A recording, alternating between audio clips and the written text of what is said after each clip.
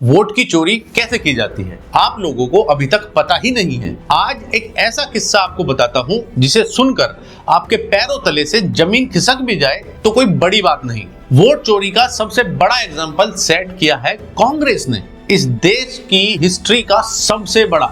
जी हाँ, और देश के सबसे पहले जनरल इलेक्शन से। बात है 1952 की। इंडिपेंडेंट इंडिया का पहला जनरल इलेक्शन उत्तर प्रदेश के रामपुर सीट से मौलाना अबुल कलाम आजाद चुनाव लड़ रहे थे इंडियन नेशनल कांग्रेस के चुनाव चिन्ह से। वो चुनाव हार गए और ये डिक्लेयर हो चुका था। और जो उनके विपक्ष में वहां से इलेक्शन लड़ रहे थे वो थे बिशन चंद्र सेठ। उन्हें लगभग 20,000 वोट से जीता हुआ घोषित कर दिया गया था और उनकी पार्टी के लोग उनका विजय जुलूस निकालने लगे। बाकायदा मिठाइयां तक बंटनी स्टार्ट हो चुकी थी। इसकी खबर पहुंचती है नेहरू जी तक कि जी मौलाना तो हार गए। अब उस समय उत्तर प्रदेश के मुख्यमंत्री थे गोविंद वल्लभ पंत। नेहरू जी ने अचानक से गोविंद वल्लभ पंत को फोन किया और बोला कि मौलाना हारना नहीं चाहिए। सीएम गोविंद वल्लभ पंत ने जवाब दिया कि अब तो रिजल्ट ऑलरेडी डिक्लेयर हो चुके हैं। नेहरू जी का जवाब था कि ये मैं नहीं जानता, पर अगर मौलाना नहीं जीते तो तुम भी मुख्यमंत्री नहीं रहोगे। पंत साहब के सामने असमंजस की स्थिति आ खड़ी हुई। उन्होंने अपनी कुर्सी बचाने के लिए बात की उस समय के इंफॉर्मेशन डायरेक्टर शंभुनाथ टंडन से। टंडन जी ने भी सीएम साहब को समझाया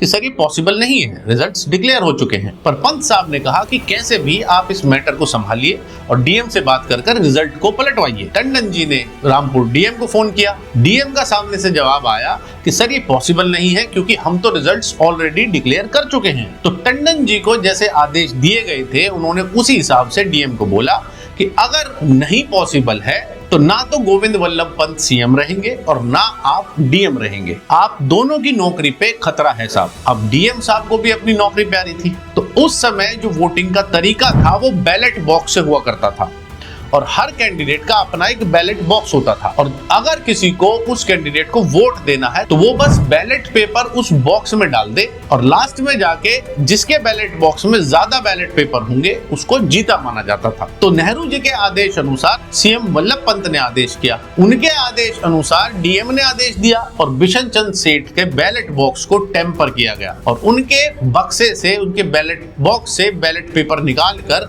मौलाना के बक्से में ट्रांसफर कर दिए गए और लोग जीत गए मौलाना चुनाव। और डिक्लेरेशन चेंज करते हुए मौलाना को विनर डिक्लेयर कर दिया गया। इस डिक्लेरेशन से बिशन चंद्र सेठ के समर्थक विरोध भी करते हैं, लेकिन जब शासन और प्रशासन सभी आपके खिलाफ हो तो कौन आपको विरोध करने देगा। ये होती है असली वोट चोरी देश के सबसे पहले इलेक्शन से। और ये दावा मैं खुद अपनी तरफ से नहीं कर रहा हूँ, ये कोई कहानी मैं अपनी तरफ से बना के नहीं बता रहा हूँ।